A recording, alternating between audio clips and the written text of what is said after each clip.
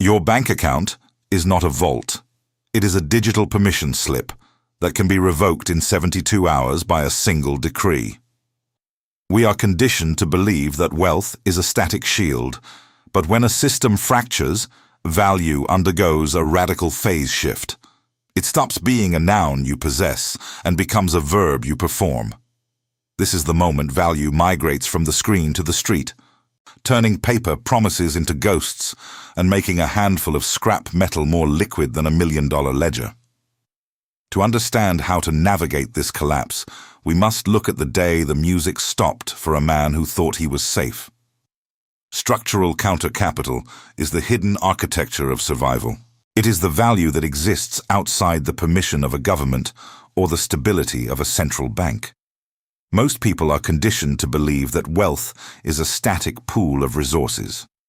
We are told that if we accumulate enough digital units or physical assets, we have purchased a buffer against the future. This is a dangerous simplification. In a period of systemic stability, wealth is indeed a store of value. But in a period of systemic fracture, wealth changes its state from a noun to a verb. It is no longer what you have. It is what you can provide. The numbers on a bank statement are not capital. They are a contract that assumes the environment will remain unchanged. When that environment breaks, the contract becomes a piece of paper in a room with no heat. The official narrative often describes economic collapse as a mystery or a tragedy of bad policy. This is an incomplete analysis. A collapse is actually a radical migration of value. It is the moment when the abstract systems of the modern world decouple from the biological requirements of human life. When this happens, value does not disappear. It simply moves from the screen to the street. This is what we call the transition to structural counter-capital. It is a framework where utility and social integration replace liquidity as the primary safeguards of existence. This shift is not a matter of opinion. It is documented in the ledgers of 1920s Germany and the barter networks of 2001 Argentina. This investigation will demonstrate exactly how this migration occurs. We will identify the 5 specific domains where value resides when the currency fails. We will show how these skills act as a bridge between a shattered infrastructure and a functioning life. This is not a guide for hoarding. It is a forensic study of resilience. Let me be precise about how the first of these mechanisms operates. To understand why Elias lost everything, you must understand how the system actually functions. Most people believe that money is a permanent store of labor or a physical object. This is a foundational error. Modern wealth is a fiduciary abstraction, and here is what that means. It is a digital ledger of permissions granted by a central authority. In a stable environment, these permissions are as good as the bread they buy. But money is not the bread. It is the contractual tethering of a future promise to a present need. Think about the architecture of a bank account. It is built on what economists call a duration mismatch. This simply means the bank takes your long-term savings and lends them out for even longer terms while promising you that you can have your cash back instantly. This works exactly as long as everyone believes it works. It is a psychological infrastructure. When that belief evaporates, the digital numbers on the screen decouple from the physical reality of the grocery store. This is not a malfunction of the system. It is the system operating at its natural limit. The wealth Elias thought he possessed was actually a derivative of social stability. When the government issued the decree in Buenos Aires, they did not steal his money. They simply revoked his permission to access it. This is administrative confiscation, or the process where a state prioritizes its own survival over the private contracts of its citizens. In this moment, value undergoes a phase shift. It moves from the liquid state of currency to the solid state of utility. We are told that regulations and deposit insurance exist to prevent this. That is true, and we will examine exactly what those protections mean when the system itself is the source of the risk. But first, We must look at how value is reclaimed when the machines stop and the shops close. This is the first domain of counter-capital. It is the skill of resource recovery, or the ability to see a functioning tool where everyone else sees a pile of scrap. I promise to show you exactly where value resides when the infrastructure of the state fails. This is not a speculative exercise. It is a forensic autopsy of the 20th century. In November 1923, the German papier mark reached the terminal velocity of economic collapse. The exchange rate hit 4.2 trillion marks to a single US dollar. Think about what that means. The physical paper was worth more as insulation or kindling than as a medium of exchange. In the streets of Berlin, a retired teacher stood in a bread line, clutching a gold wedding ring. She did not want currency. She wanted 2 loaves of rye. The baker crossed out the price on the chalkboard and doubled it while she watched. For this woman, failure was unthinkable until it happened. The same mechanism of migration appeared in 2001 Argentina. When the government issued the Corralito Decree, they did not just freeze bank accounts. They severed the connection between 37 million people and their survival. But value did not disappear. It migrated into the Nodo de Trueque or the barter networks. Within months, over 7 million citizens were operating in a parallel economy. They issued their own private credit notes known as creditos. A former textile worker in Buenos Aires stopped searching for pesos and began trading handmade garments for bags of flour. She was no longer a victim of a broken bank. She was a producer of utility. The collapse of the Soviet Union in 1991 provided the most clinical proof. When the central authority evaporated, the ruble became a ghost. Survival shifted to a system known as BLAT. This was a sophisticated architecture of informal agreements and social obligations.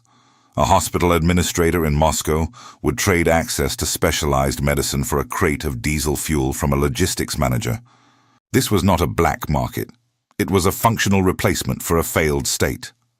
These individuals survived because they understood that in a fracture, social capital is the only liquid asset.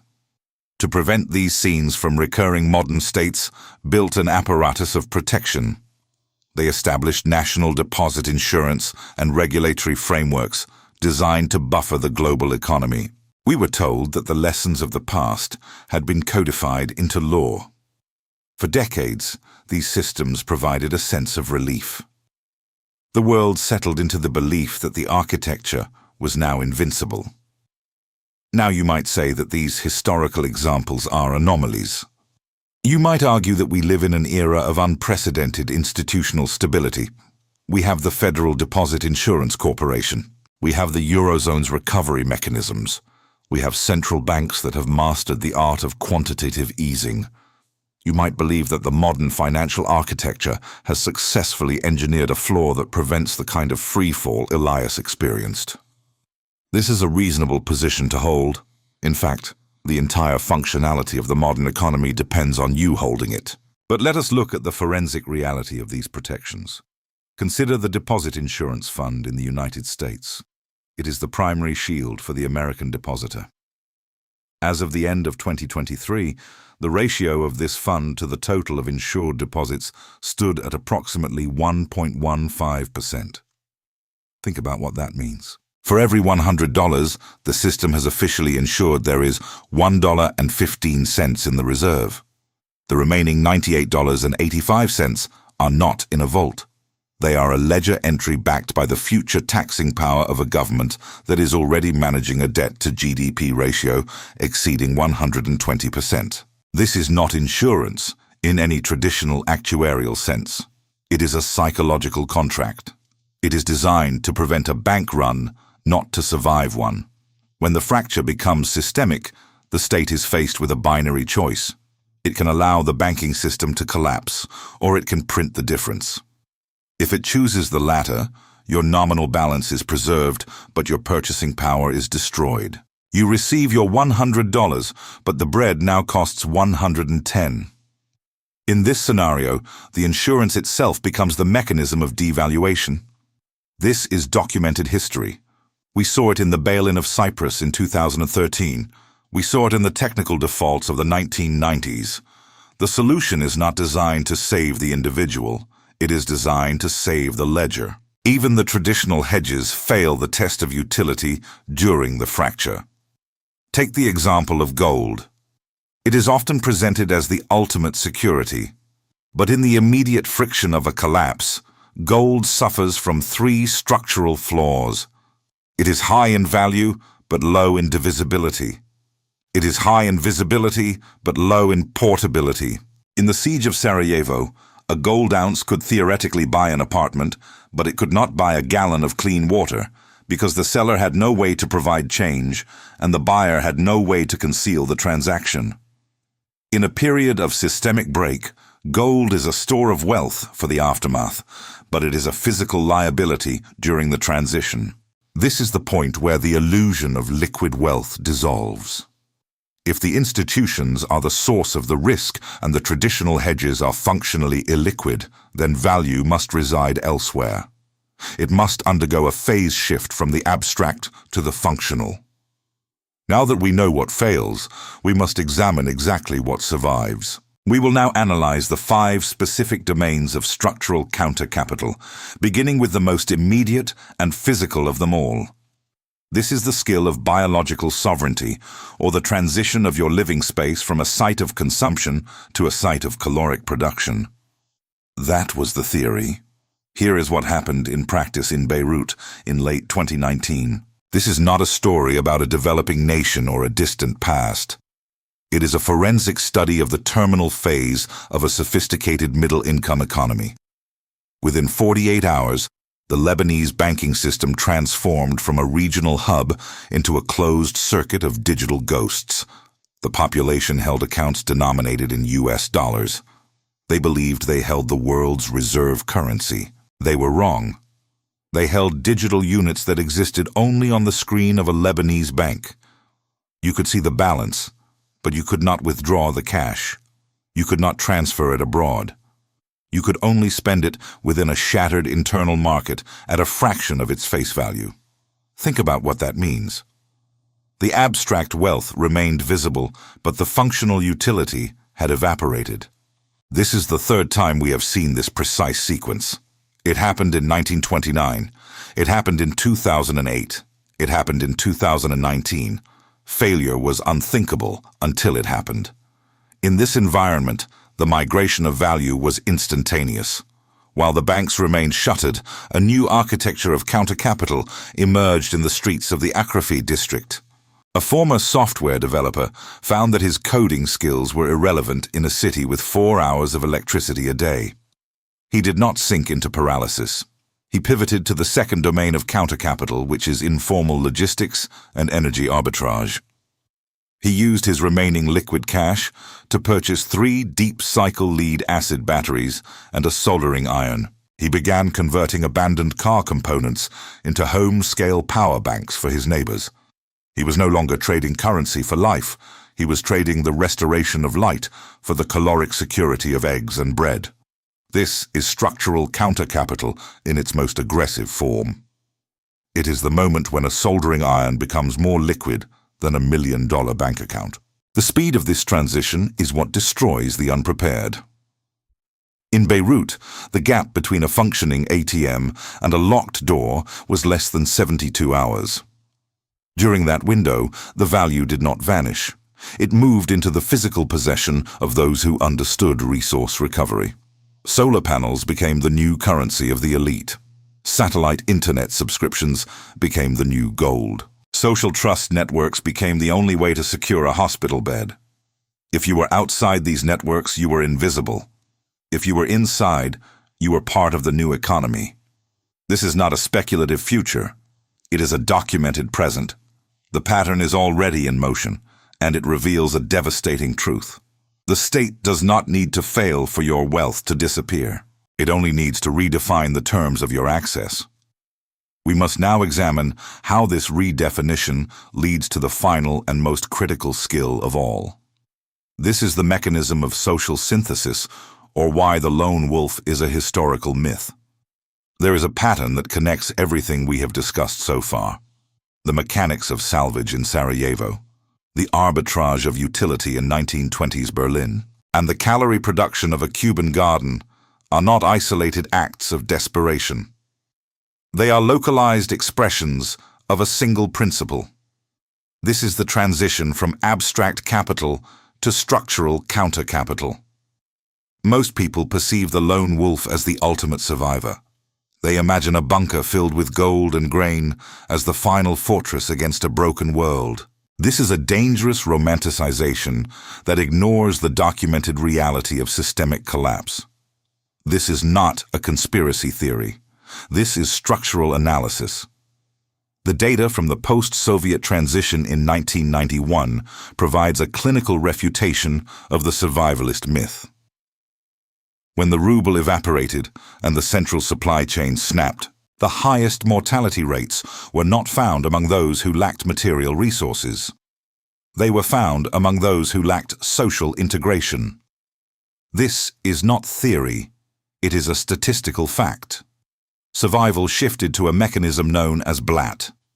This was a sophisticated architecture of informal agreements and ethical obligations. It was a relational ledger that functioned when the digital ledger of the state went dark. Think about what that means. In a functioning state, trust is outsourced to the institution. You trust the bank because the law requires it. You trust the grocery store because the supply chain is transparent. When the state retracts, trust must be insourced. It becomes a private, high-stakes contract between individuals. You cannot freeze a relationship. You cannot impose capital controls on a network of mutual obligation. Structural counter-capital is therefore the sum of your utility multiplied by the breadth of your social synthesis. If you can fix a radiator, but no one knows who you are, your skill has no liquidity. If you have a warehouse of grain, but no one trusts you to distribute it, your asset is a physical liability. Convenience and safety are not the same thing. They are often opposites. Convenience is the ability to buy what you need from a stranger using a digital unit. Safety is the ability to provide what a neighbor needs so that they have a vested interest in your continued existence. We must be precise about the nature of this transition. The 5 domains of counter-capital do not exist in isolation. They are the gears of a parallel engine. When the formal engine of the state seizes, this parallel engine must already be lubricated. You do not build a trust network during a riot. You build it during the period of stagnation that precedes the break. The transition Elias faced in Buenos Aires was not a loss of wealth, but a mandatory audit of his utility. His bank account was a permission slip that had been revoked. His engineering knowledge was a functional reality that could not be cancelled. This is the deepest layer of the architecture. Wealth is not what you have accumulated during the feast. It is what you are capable of providing during the famine. The lone wolf dies of exposure or exhaustion. The network survives through the distribution of risk and the synthesis of skills. This is why the technician with blackened hands is more liquid than the fund manager with a gold bar. The pattern is already in motion, and it reveals a final, uncomfortable truth. You are not a consumer of a system that is failing. You are the infrastructure of the system that will replace it. We must now return to Elias to see exactly what he did with the single item in his kitchen that everyone else threw away. So what does this mean in practice? If the financial architecture is a psychological contract prone to revocation, the question is not what you buy, but how you structure your exposure. Let me be precise about the nature of this transition. I am not recommending specific actions. I am documenting that these shifts have happened and identifying the frameworks used by those who survived them. This is not financial advice. This is structural analysis. The first alternative is the conversion of liquid wealth into tangible utility. This involves acquiring the tools of biological sovereignty and resource recovery before the price of those tools decouples from the currency. The advantage of this approach is immediate functional independence. The limitation is that a physical stockpile is a static target. A generator provides power, but it also creates a noise profile that signals your location to those who lack one. Anyone who tells you that a bunker is a complete solution is selling something. The second alternative is the investment in social synthesis.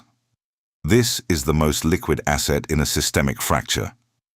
In the post-Soviet collapse, those with high social capital survived with far less material wealth than those who were isolated.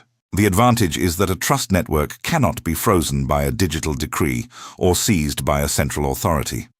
The limitation is that trust is a high-maintenance asset. It requires years to build and seconds to destroy.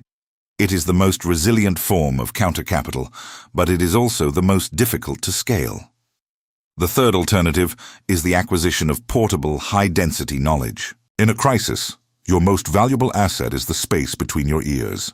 A technician or a medic can cross a border with nothing and rebuild their life in weeks.